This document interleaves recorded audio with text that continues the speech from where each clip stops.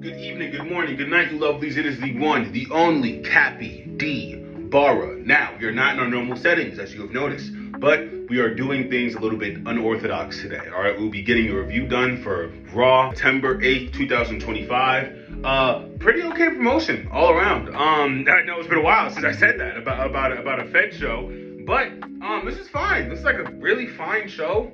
Kind of shocking, to be honest. So we started this program off with the Usos. The Usos are out there. They're doing like their Styles P and Jada Kiss thing. They're going back and forth. It's pretty entertaining. They go up against the Brawns, the No Names, the Seth Riders. They're really trying to come into their own little vibe without Paul Heyman. It's just not working. It's not working. Paul needs to be out there giving these guys some kind of direction, or at least a vision. No pun intended, because fucking these guys, it's like they're visionless, they're directionless. It's kind of just like how everyone's saying Drake with this Iceman shit is having like some fake artsy, some fake creativity shit going on. That's what's kind of happening here. It's like fake artsy, fake creativity shit. It's all fake creative. But wrestling's not fake. It's scripted, head ass.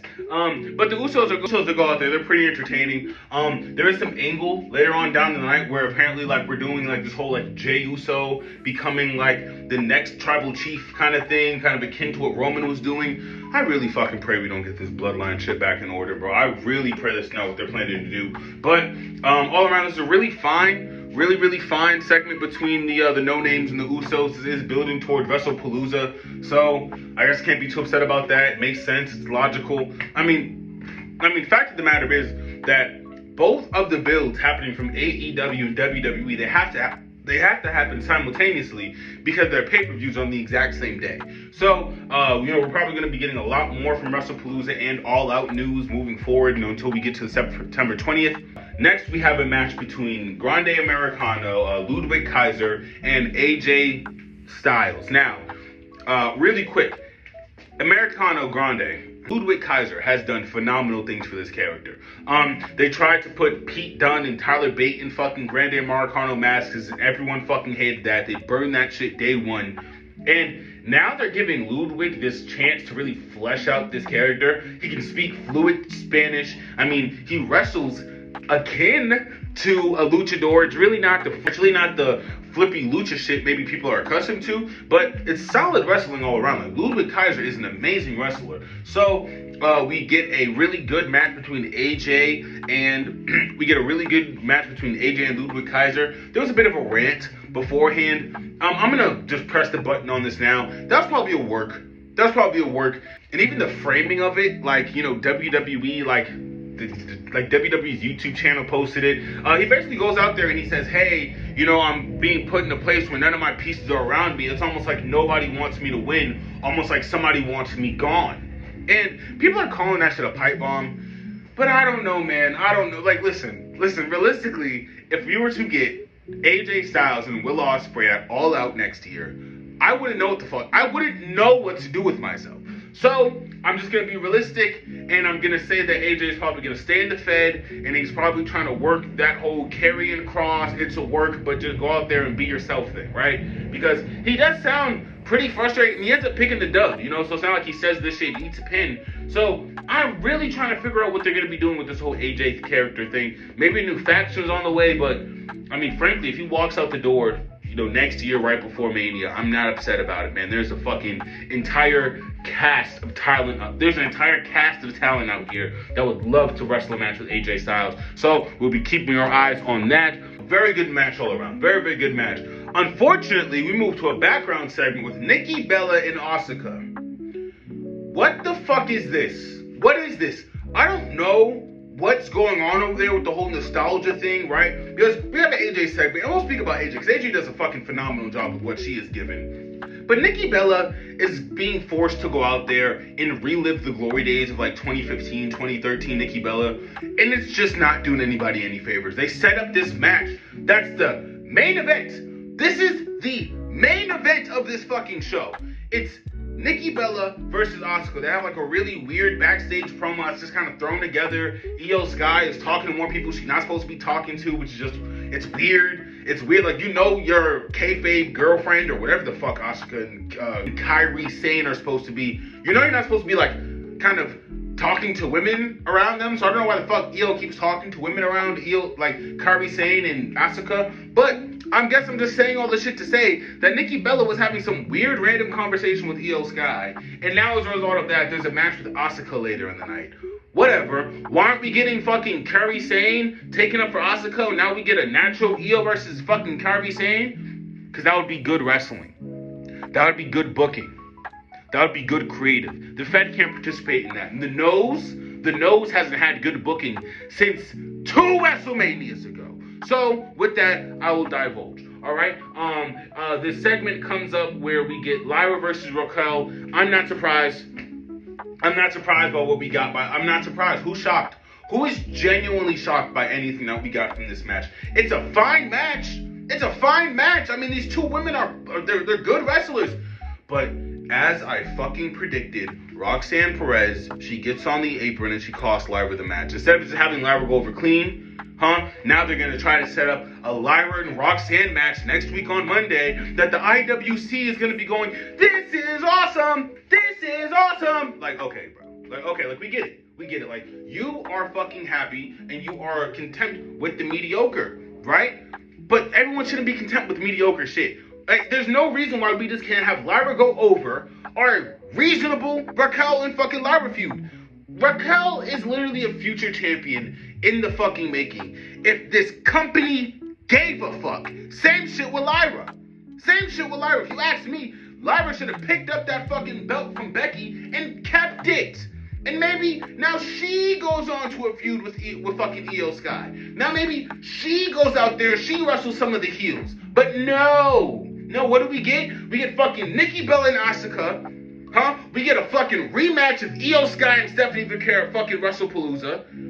I mean, now we're supposed to be looking forward to what? AJ Lee and Becky Lynch for the ICW Women's Championship. And we're going to be getting to AJ Lee because she's a talent and she's the fucking pillar of the women's division. But I don't understand how you don't see AJ Lee with all the momentum behind her and don't just give her the big gold. Give it to her. Who else do you have in line, nigga? Rhea? Fuck, man, this company, when it comes to booking women, just pisses me off. Because Lyra shouldn't have lost this match. Raquel didn't need help to go over, right? They've been doing this Judgment Day shit for 72 weeks, folks. I want y'all to be tired of it, because I'm done. Hey, we spoke on this shit It's dead air. It is dead air when we get more fucking Judgment Day shit. Apparently, Dominic Mysterio's finally getting fed up. Nigga, it took you 60 years. Nigga. 2 title defenses later. Now you fed up. Nigga, I'm fed up. Fucking hell, man. We end up moving towards an AJ Lee segment where she's primetime television, bro. She is primetime television. Frankly, this should have closed the show out. I don't understand how this shit didn't close the show out. The crowd couldn't shut the fuck up because they were so ecstatic and they were so happy to fucking have AJ Lee talking, breathing. She's cutting promos. This is a full-time contract she signed. We should be building the most out of her, right? And I keep fucking harping on this big gold main title shit because the secondary titles do not get defended. Anyone who watches these shows knows that. AJ Lee comes out with the ICW Women's Championship. She looks fucking amazing, She says that the reason she's been away are due to her just facing some mental issues and her just getting her mental health back on track, which I think is beautiful. You know, she addressed everything that we all wanted to hear her talk about, her mental health, her mental state, the hypothetical of her wrestling in the next 2 years with the issues that she had with her mental state. I'm really, really happy that everything seems to be on track for AJ Lee. Fucking cut like a diamond. I mean, she's in great shape. And I really do think that she is going to shake up this fucking women's division if booked properly. I mean, fuck, there are people like Sol Ruka and Lola Vice on the fucking NXT card who would mesh perfectly with the style such as AJ Lee's. I can't wait to see what we'll get from that later on down the line. She's amazing on the fucking mic. She has the crowd literally chant therapy. I think that was bass. As fuck. Like, really, really good shit all around. Becky Lynch, eventually she does come down with like these big ugly sunglasses, and I think Seth is behind her due to AJ Lee, as she so eloquently put it, giving Becky Lynch a shiner after Becky Lynch motorboated her husband, which is kind of what happened, so it's understandable. Becky Lynch, she demands gets the title back, and there's a bit of a standoff between her and Becky. Like, Becky acknowledges the kind of aura and the kind of graps that AJ Lee possesses. I'm like, fuck it, I'm here. Listen, I'm a big AJ Lee fan. Same thing with Mercedes Moné. Fuck, even same thing with Charlotte Flair. I can acknowledge good wrestling, male or female, right? So we get this segment from these two. I think it's going to be a good match overall. I really, really need this shit to be like a best of 5 though. And I'm saying this so this title can have some fucking wear and tear. It's barely fucking defended. I'm not going to go into it. Seth, he ends up going, you know, the whole, whoa, burn it down. He comes out, and CM Punk follows shortly after Seth Rollins like gets in the face of AJ Lee. I don't really know what that was about. He gets in the face of AJ Lee, and he's like right here. He's like, you and your husband, they're cancers, and I poison cancers, and I kept this company on my back, and where are the fucking no names? Who knows, right? The no names, personally, if I was booking this show, the no names would have spurred up the fucking crowd and hit AJ Lee with a fucking jackhammer, right? That's how you actually make heels diabolical. Right? But I digress. We end up getting a almost GTS from Punk onto Rollins after, you know, Punk flies in the ring.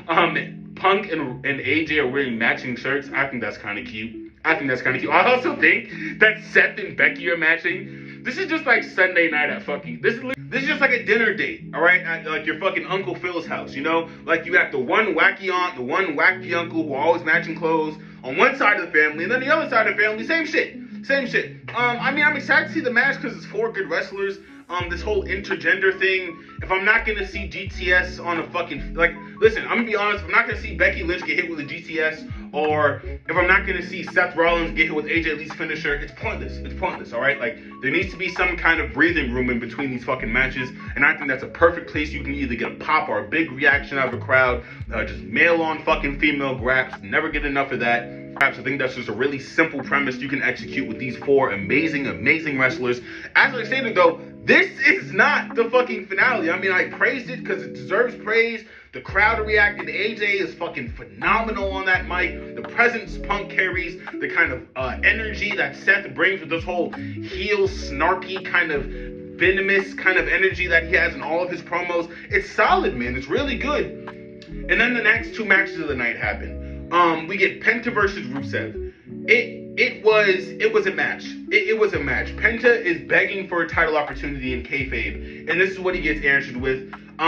Just due to the nature of like how I'm recording things right now, as you can see, I'm really not too sure if Penta was screwed over, but I would put my bottom dollar that he may have been. Because his company can't fucking book properly. I couldn't really get it due to the scenario of things. I will be doing my best to get some understanding on it, but from what I understand, Penta did lose. Maybe from an outside interjection, who knows? But that whole Penta title run thing, that may not go anywhere until the next 2 fucking pay-per-view seasons. So don't hold your breath for that one. Sorry, Penta.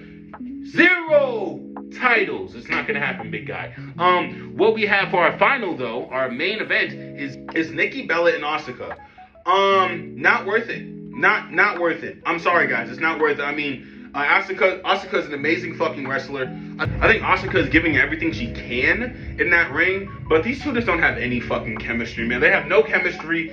The entire reason of this match even happening, and a lot of old heads are maybe gonna try to like split my pee about this, right? But it's literally just like, hey, don't talk to my friend. Hey, I can talk to whoever I want. And then they like shoulder check each other, and that's the match setup. And it's like, nigga, do you know you have Dominic Mysterio on roster? You can have him defend his title any day of the week. But why can't we do that? Because the Latino wrestlers have to wrestle in the Latino promotion. We're going to talk on this really quick.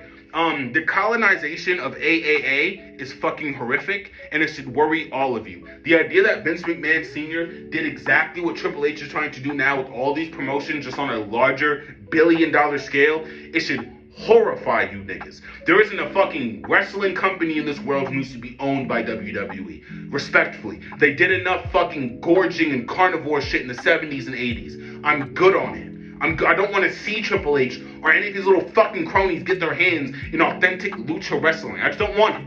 I don't want it. Call me woke, call me call me whatever, all right? I don't care, all right? You can call me you can call me Paul McCartney. I'm not rocking with that shit. And I don't think any of you reasonably should tap into a promotion that's trying to actively fucking carve itself into something different. But it's fine the way it is. The politics into this fucking company just makes it so hard to enjoy anything. But it's fine. This is really fine. This is probably like the best Raw in a while. And it kind of sucked. So that's that, right? Like that's kind of your analysis on where things are for the Fed. But again, AJ Lee fucking dominant on that mic, probably even more dominant in the ring. The pieces that they are moving with the Usos is simply entertaining. I can't lie about that. It's simply entertainment. And along with some of this wrestling, I mean, along with some of these wrestlers like Lyra Valkyria, even like some segments of the Rusev and Penta match, they're good, right? Like the AJ fucking Styles and Grande Americano match, they're not bad matches, but we really just gotta look on the totality of everything. And I'm worried because at least 3 of these matches didn't really do anything. Comparing this to Dynamite or Collision, where all these matches are moving towards a All Out, or hypothetically a Forbidden Door, right? We are at war. We are at war. So I will keep a close eye on all these things moving forward. We'll be going to NXT, Dynamite, Collision, Friday Night SmackDown as predicted. There is also going to be some more content going up just regarding other stuff. You guys keep your eyes open for that. Y'all stay tuned. Y'all stay beautiful. It's your boy Cappy D Bar. Peace.